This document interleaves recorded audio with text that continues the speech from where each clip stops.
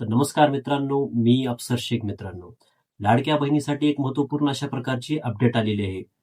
काही लाडक्या बहिणींना खूप अशा साऱ्या लाडक्या बहिणींना नोव्हेंबर आणि डिसेंबरचा जो हप्ता आहे तो त्यांच्या बँकेच्या खात्यामध्ये जमा नाही झाला आणि यामुळे त्यांच्या मनामध्ये हे एक समाजामध्ये असंतोष अशा प्रकारचा निर्माण झालेला आहे.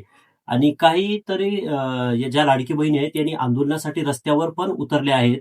तर या प्रकरणाची गांभीर्याने जे आहे प्रशासनाने दखल घेतलेली आहे आणि त्यामुळेच यावरती महिला व बाल विकास कल्याण मंत्री आदितीताई तटकरे मॅडम यांनी एक सोशल मीडियाद्वारे ट्विट करून अपडेट दिले आहे.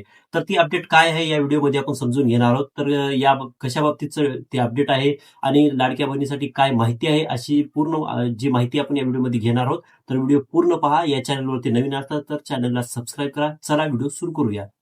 आता नेमकं मंत्री महोदय काय म्हणाले आहेत हे आता पाहूयात. योजनेच्या प्रभावी अंमलबजावणीसाठी सर्व लाभार्थींना 31 डिसेंबर 2025 पर्यंत ई-केवायसी पूर्ण करण्याची मुदत देण्यात आली होती.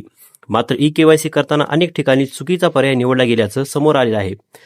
आता ही चूक काय आहे आणि लाभार्थीनं स्वतः केली असेल तर काय ठिकाणी माही सेवा केंद्र किंवा सीएससी सेंटरमधूनही चुकीची माहितीही भरली गेली असण्याची शक्यता आहे.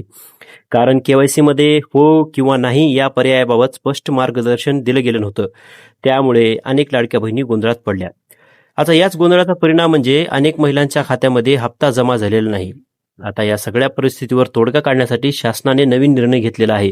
राज्यातील सर्व जिल्हाधिकाऱ्यांना सूचना देण्यात आली आहेत की अंगणवाडी सेविकामार्फत प्रत्यक्ष पडताळणी म्हणजेच फिजिकल व्हेरिफिकेशन करण्यात यावं. थोडक्यात सांगायचं तर सुरुवातीला केवायसी सुरू असताना अनेकांना नाही हा पर्याय निवडला, नंतर मुदतवाढ मिळाल्यावर अनेकांनी होय पर्याय निवडला. या बदलामुळे अनेकांची केवायसी चुकीची ठरली आहे. सध्या कोणाची केवायसी बरोबर आहे, कोणाची चुकलेली आहे याबाबत सरकारकडून अजून स्पष्ट माहिती देण्यात आलेली नाही.